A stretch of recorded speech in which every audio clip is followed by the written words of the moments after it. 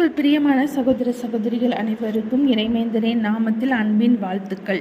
இந்த வேளையிலே நாம் சரியான ஆவிக்குரிய வளர்ச்சியிலே நாம் வளர்றதுக்கு என்ன காரியங்களை நாம் செய்யணும் அப்படின்னு சொல்லி இந்த இதில் நம்ம தியானிக்க போகிறோம். வளர்ச்சி அப்படிங்கிறது கண்டிப்பாக எல்லாருமே விரும்புகிற ஒரு காரியம். எந்த ஃபீல்டாக இருக்கட்டும், கண்டிப்பாக நம்ம என்ன பண்ணணும், அதில் வளரணும். நம்ம ஒவ்வொரு நாளும் முன்னேறிகிட்டே இருக்கணும், வளர்ந்துகிட்டே இருக்கணும் அப்படிங்கிறது தான் நம்ம எல்லாருடைய விருப்பமாக காணப்படுது. அது நம்ம வாழ்க்கையில் மாத்திரமில்லை, நம்மளுடைய தலைமுறையிலும் அதே மாதிரி வளரணும் அப்படின்னு தான் நம்ம விரும்புகிறோம். கண்டிப்பாக அதே போல் நாம் ஆவிக்குரிய வாழ்க்கையிலையும் அனுதினமும் வளரணும் அப்படின்னு சொல்லி தேவன் விரும்புகிறாங்க. அந்த ஆவிக்குரிய வளர்ச்சியை குறித்து நாம் அக்கறை உள்ளவர்களாக இருக்கிறோமா, கவனமுள்ளவர்களாக காணப்படுறோமா? இன்றைக்கி உலக காரியங்களில் வளர்வதற்கு, திறமையை வளர்த்து கொள்வதற்கு, தாளந்தை வளர்த்து கொள்வதற்கு நாம் பல பயிற்சிகளெல்லாம் நாம் ஏறெடுத்துட்டு இருக்கோம். ஆனால் ஆவிக்குரிய காரியங்களில் நாம் வளர்ச்சி அடைவதற்கு என்ன முயற்சி எடுத்துகிட்ருக்கோம்? நம்மளே நாம் சற்று ஆராய்ந்து பார்க்கணும். இந்த ஆவிக்குரிய வளர்ச்சி அப்படிங்கிறது அனுதினமும் நம்முடைய வாழ்க்கையில் நிச்சயம் காணப்படணும். இதை நம்ம தானாகவே அந்த ஆவிக்குரிய வளர்ச்சி வந்துடும் சொல்லி நம்ம எதிர்பார்க்க முடியாது. 1 பேதுரு 1:23 நம்ம வாசிக்கிறோம், அழிவுள்ள வித்தினாலே அல்ல, என்றென்றைக்கும் நிற்கிறதும் ஜீவனுள்ளதுமான தெய்வ வசனமாகிய அழிவில்லாத வித்தினாலே மறுபடியும் ஜெனிப்பிக்கப்பட்டிருக்கிறீர்களே. நம்ம பாடியை நல்லா ஃபிட்டாக வைக்கணும் அப்படின்னு சொன்னோன்னா நம்ம என்ன பண்ணுறோம், நல்லா எக்ஸசைஸ் பண்ணுறோம், நல்லா ஹெல்த்தி ஃபுட்ஸ் எடுக்கிறோம். அதே போல் நம்முடைய ஆவிக்குரிய காரியங்களை நம்ம வளர்ச்சி அடையணும் அப்படின்னு சொன்னோன்னா நம்மளுடைய தெய்வீக குணங்கள் எல்லாவற்றையுமே நம்ம என்ன பண்ணணும், அனுதினமும் வளர்த்துக்கிட்டே இருக்கணும். ஆவிக்குரிய கனிகள் நம்மளிடத்துல ஒவ்வொரு நாளும் காணப்படணும். அந்த கனி இல்லாத நிலைமையை நம்ம அடைஞ்சிடக்கூடாது. கனி வேணும்னா என்ன பண்ணணும், டெய்லி ஒரு மரத்துலேருந்து கனி வேணும், ஒரு ஃப்ரூட்ஸ் வேணும் அப்படின்னு சொன்னோன்னா அதுக்கு நல்லா என்ன பண்ணணும், டெய்லி தண்ணி ஊற்றி அதை பராமரித்தா தான் நம்ம அதிலேருந்து என்ன பண்ண முடியும், நல்ல ஒரு ஃப்ரூட் எடுத்து சாப்பிட முடியும். அதே போல் தான் ஆவிக்குரிய வளர்ச்சிக்கு நாம் திருவசனமாகிய அந்த பாலை என்ன பண்ணணும், அனுதினமும் குடிக்கணும். நம்ம 1 பேதுரு 2:3 வாசிக்கிறோம், நீங்கள் வளரும்படி புதிதாய் பிறந்த குழந்தைகளைப் போல திருவசனமாகிய கலங்கமில்லாத ஞான பாலின் மேல் வாஞ்சியாக இருங்கள். எந்த ஒரு ட்ரீயாக இருக்கட்டும், ஒரு மனுஷனாக இருக்கட்டும் அப்படின்னா தானாகவே வளராது. நம்ம அதுக்கு என்ன பண்ணணும், கண்டிப்பாக ஒரு மரம் வளரணும்னா அதுக்கேற்ற ப்ராசஸ்லாம் நம்ம செய்யணும். தண்ணி ஊற்றணும், அப்படின்னா தான் என்ன பண்ணணும், அதை கிளையெல்லாம் நறுக்கணும், அப்போ தான் அது வளரும்.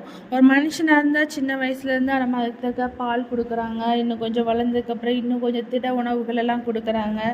அப்படிலாம் நம்ம கொடுத்து தான் என்ன பண்ண முடியும், ஒரு மனிதனாக இருந்தாலும் எதுனாலும் நம்ம வளர்க்க முடியும். அதே போல் தினசரி தொடர்ச்சியான ஒரு பராமரிப்பு நம்முடைய ஆவிக்குரிய வாழ்க்கைக்கும் நிச்சயம் தேவை. 2 தீமோத்தேயு 3:14-15 நாம் வாசிக்கிறோம், நீ கற்று நிச்சயித்து கொண்டவைகளில் நிலைத்திரு, அவைகளை இந்நாடத்தில் கற்றாய் என்று நீ அறிந்திருக்கிறதும் அல்லாமல் கிறிஸ்து இயேசுவை பற்றும் விசுவாசத்தினாலே உன்னை ரட்சிப்பு கேட்ட ஞானமுள்ளவனாக்கத்தக்க பரிசுத்த வேத எழுத்துக்களை நீ சிறு வயது முதல் அறிந்தவன் என்று உனக்கு தெரியும். ஸோ பிள்ளைகளோட வளர்ச்சியில் நம்ம டெய்லி ஹெல்ப் பண்ணுறோம் அப்படி தானே. நல்லா போஷாக்காக சாப்பிட்டோம், நல்லா ஹெல்த்தியாக ஸ்நாக்ஸ் செஞ்சு கொடுக்குறோம், நல்ல பால், முட்டை, பயிர் வகைகள்லாம் நம்ம அவங்க நல்லா வளரணும் அப்படிங்கிறதுக்காக நம்ம என்ன பண்ணுறோம், ப்ரிப்பேர் பண்ணி கொடுக்குறோம். அதே போல் அவங்களுடைய ஆவிக்குரிய வளர்ச்சிக்கு நாம் என்ன பண்ணணும், நிச்சயம் உதவி செய்யணும். அவங்க நல்ல சபையில் நல்ல ஊழியர்களுக்கும் நல்ல ஆவிக்குரிய திட்டங்களில் அந்த பிள்ளைகளையும் பயிற்சிகள்லேயும் நம்ம என்ன பண்ணணும், சின்ன வயசுலேயே குழந்தைகளை சேர்த்துக்கணும். இந்த ஆவிக்குரிய வளர்ச்சிங்கிறது ஒரு அடித்தளத்தில் நின்றுடக்கூடாது. அதாவது ஒரு பேசிக் கற்றுக்கிட்டோம் அப்படின்னா அது போதும் அப்படிங்கிறதுல இல்லை, அது டெய்லி வளர்ந்துகிட்டே இருக்கணும் நம்மளுடைய வாழ்நாள் முழுவதும்.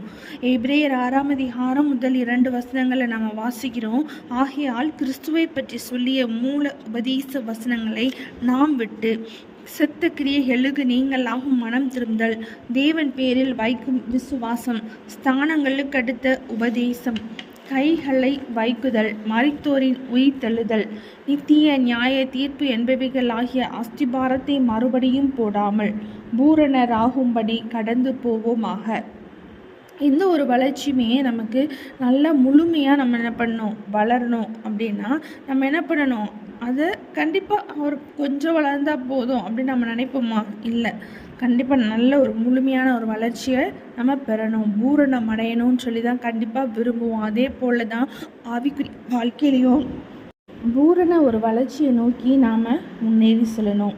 இந்த உலகத்துக்குரிய வளர்ச்சியில் நம்ம எதுலேயுமே என்ன பண்ண போதில்லை, திருப்தி அடைகிறதில்ல.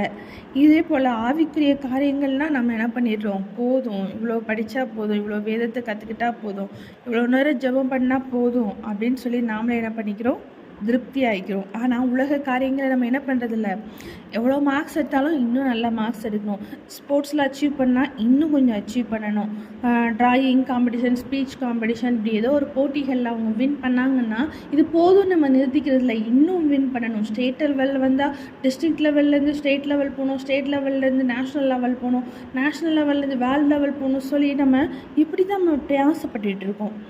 ஆனால் ஆவிக்குரிய காரியங்கள் இந்த பிரயாசம் நம்ம இடத்துல காணப்படுதா? 1 பேதுரு 2:21 நாம் வாசிக்கிறோம், இதற்காக நீங்கள் அழைக்கப்பட்டிருக்கிறீர்கள், ஏனெனில் கிறிஸ்துவும் உங்களுக்காக பாடுபட்டு நீங்கள் தம்முடைய அடிச்சுவடுகளை தொடர்ந்து வரும்படி உங்களுக்கு மாதிரியை பின்வைத்து போனார். நம்முடைய ஆவிக்குரிய வாழ்க்கையில் கிறிஸ்துவை நோக்கி அவரை போல நம்ம வளரணும் அப்படிங்கிறது தான் நம்முடைய பிதாவோட சித்தம். அதற்கு தான் கிறிஸ்து நமக்கு முன்மாதிரியாக நிறைய அடிச்சுவடுகள் எல்லாம் நமக்கு வச்சுட்டு போயிருக்கிறாங்க. எபிரேயர் 3:1 நாம் வாசிக்கிறோம், இப்படி இருக்க பரம அழைப்புக்கு பங்குள்ளவர்களாகிய பரிசுத்த சகோதரரே, நாம் அறிக்கை பண்ணுகிற அப்போஸ்தலரும் பிரதான ஆசாரியருமாய் இருக்கிற கிறிஸ்து இயேசுவை கவனித்து பாருங்கள். நாம் அநேக நேரங்களில் அருகில் இருப்பவர்களை பார்த்து அவங்களோட நம்ம பரவாயில்ல, நான் பரவாயில்ல அப்படின்னு சொல்லி நம்ம எண்ணி நாமளே என்ன பண்ணிடுறோம், நம்முடைய வளர்ச்சியை தடுத்துக்கிறோம். நம்ம பார்க்க வேண்டியது, அளவிட வேண்டிய ஒவ்வொரு கருவியும் கிறிஸ்து மாத்திரம்தான்.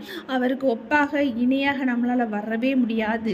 அதுவே அவரையே நம்ம ஒரு முன்மாதிரியாக வச்சு அவரை போல மாறணும், அவரை போல வளரணும், அவரை போல நான் செயல்படணும்னு சொல்லி நம்முடைய நோக்கத்தை வச்சு அனுதினமும் நம்முடைய ஆவிக்குரிய காரியங்களில் நாம் வளரணும்.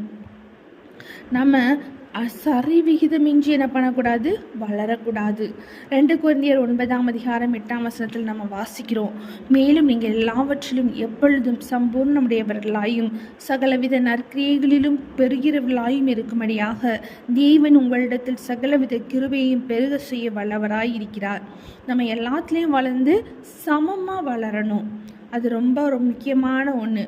நம்ம ரொம்ப ஜெபிப்போம், ஆனால் வேதாகமத்தை கற்றுக்கிறது இல்லை. சிலர் வேதாகமத்தை அதிகமாக படிச்சுட்டே இருப்பாங்க, ஆனால் ஜெபிப்பதற்கு நேரத்தை கொடுக்கறதே இல்லை. சிலர் மீட்டிங்ஸ்க்கெலாம் ஆர்வமாக போவாங்க, ஜெபக்கூட்டங்களுக்கெலாம் சொல்லுவாங்க, சர்வீஸ்க்கெலாம் எல்லாம் அட்டன் பண்ணிவிடுவாங்க, ஆனால் அவங்க தனிப்பட்ட வாழ்க்கையில் வேதத்தை வாசிக்கிறதோ ஜெபிக்கிறதோ அதுக்குரிய காரியங்களுக்கு இடம் கொடுக்கறதில்ல.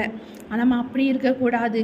எல்லா விஷயத்திற்கும் சமமான நேர காலங்கள் நம்ம ஒதுக்க பழகிக்கணும். கொஞ்சம் நேரம் ஜெபிக்கணும், கொஞ்சம் நேரம் வேதம் வசிக்கணும், மற்றவர்களோட உரையாடுறது, சபையோட ஐக்கியம், எல்லாவற்றையும் நம்ம என்ன பண்ணணும், சரி சமமாக சரி விகிதமாக நம்ம செய்யணும்.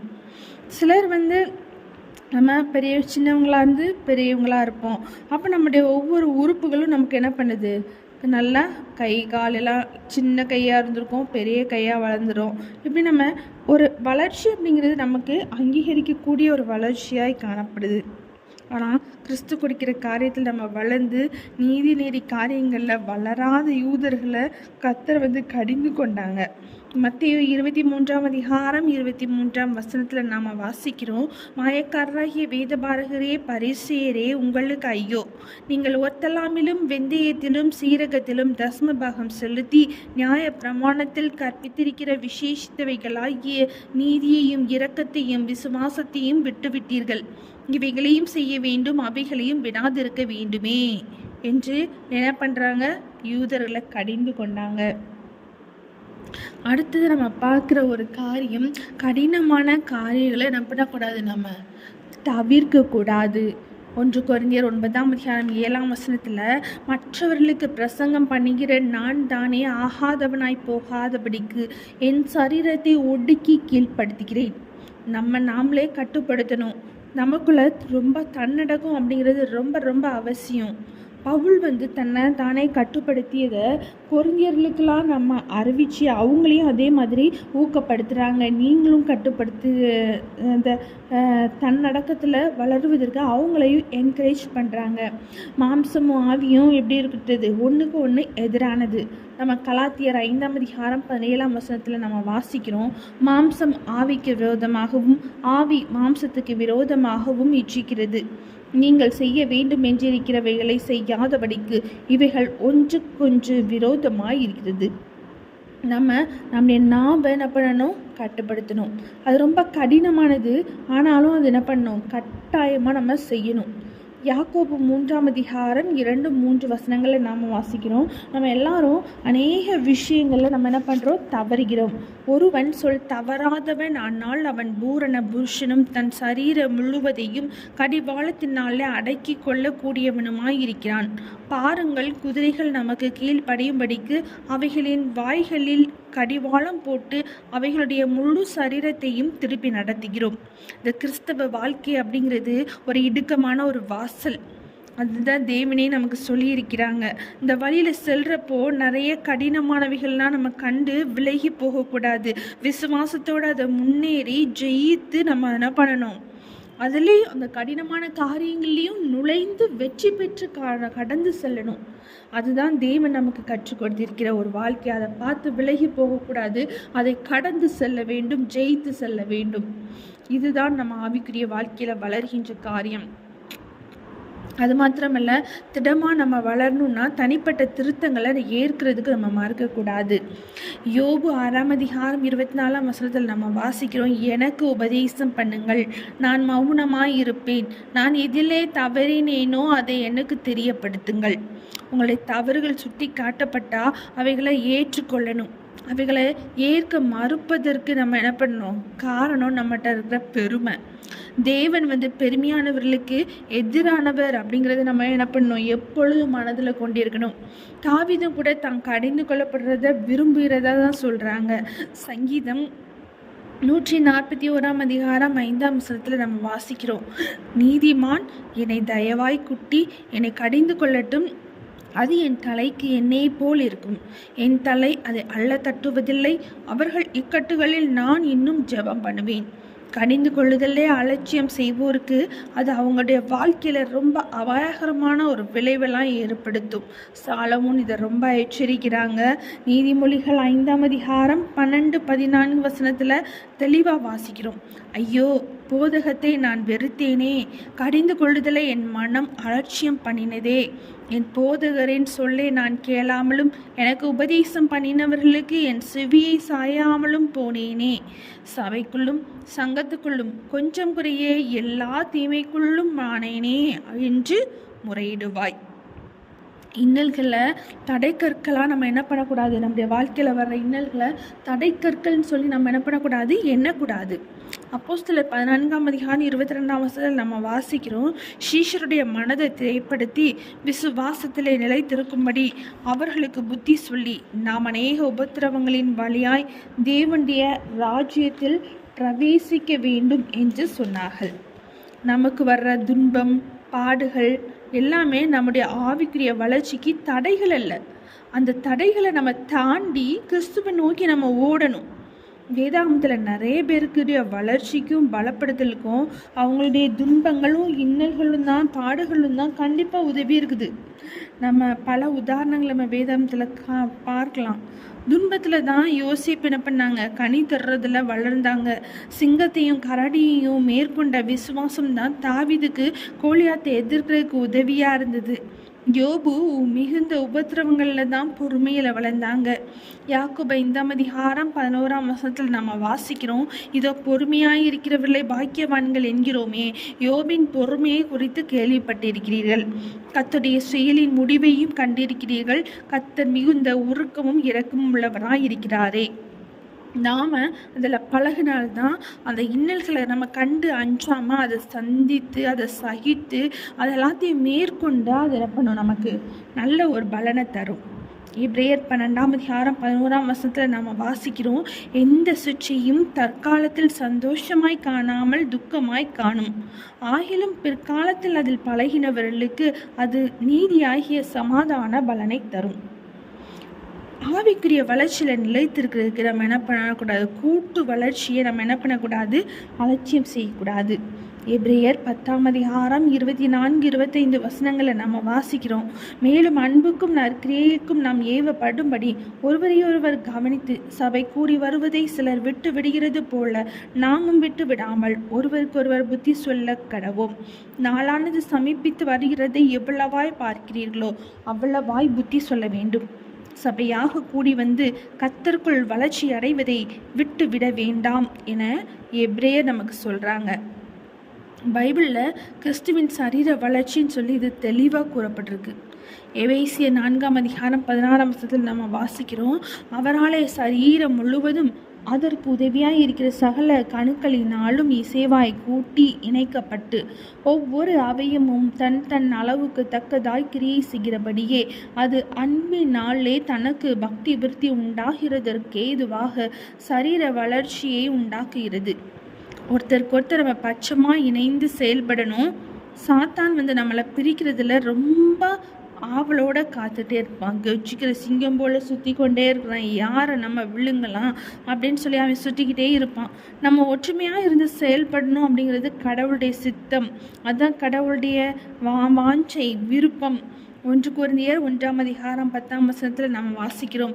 சகோதரரை, நீங்கள் எல்லாரும் ஒரே காரியத்தை பேசவும் பிரிவினைகள் இல்லாமல் ஏக மனதும் ஏக யோசனையும் உள்ளவர்களாய் சீர்பொருந்தி இருக்கவும் வேண்டும் என்று நம்முடைய கர்த்தராகிய இயேசு கிறிஸ்துவின் நாமத்தினாலே உங்களுக்கு புத்தி சொல்கிறேன்.